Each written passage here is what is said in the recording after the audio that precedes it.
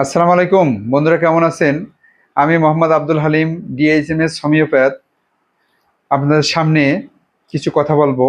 আজকে এমন একটি মেডিসিন নিয়ে কথা বলবো যা শুনলে আপনারা অনেক উপকৃত হতে পারেন।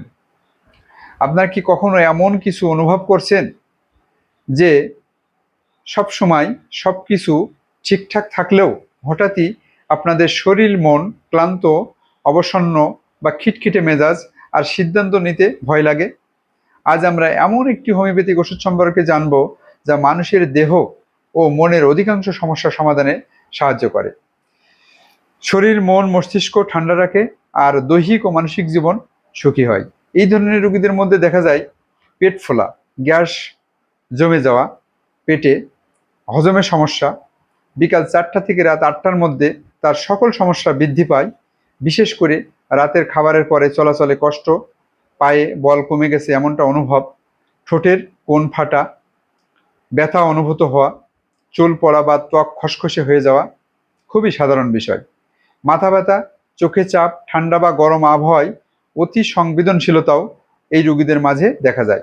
এছাড়া আরেকটি কমন বিষয় হতে পারে রোগীর শারীরিক সমস্যা সবসময় ডান দিকে বেশি হবে।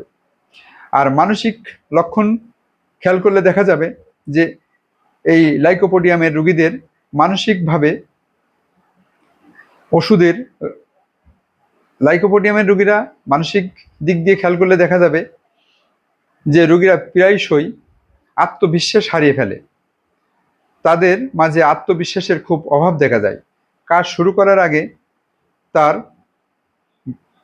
তারা ভয় পায়, দ্বিধাদ্বন্দ্বে থাকে যে আমি এটা করতে পারবো কিনা। কিন্তু কাজ শুরু হয়ে গেলে সে আর থেমে না গিয়ে যত্ন সহকারে কাজ শেষ করেন।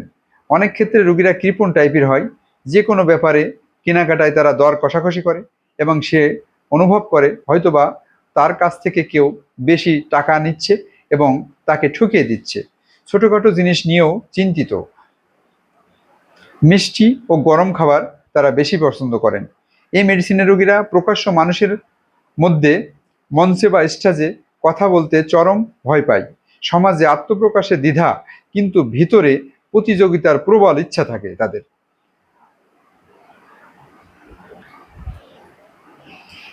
রোগীদের জন্য খুবই এ ধরনের রোগীদের জন্য খুবই সিলেক্টিভ মেডিসিন এই লাইকোপোডিয়াম ক্লাভেটাম, যা অভিজ্ঞ চিকিৎসকের পরামর্শ অনুযায়ী নিয়ম মেনে সূক্ষ্ম মাত্রায় সেবন করলে অবশ্যই ভালো রেজাল্ট পাবেন।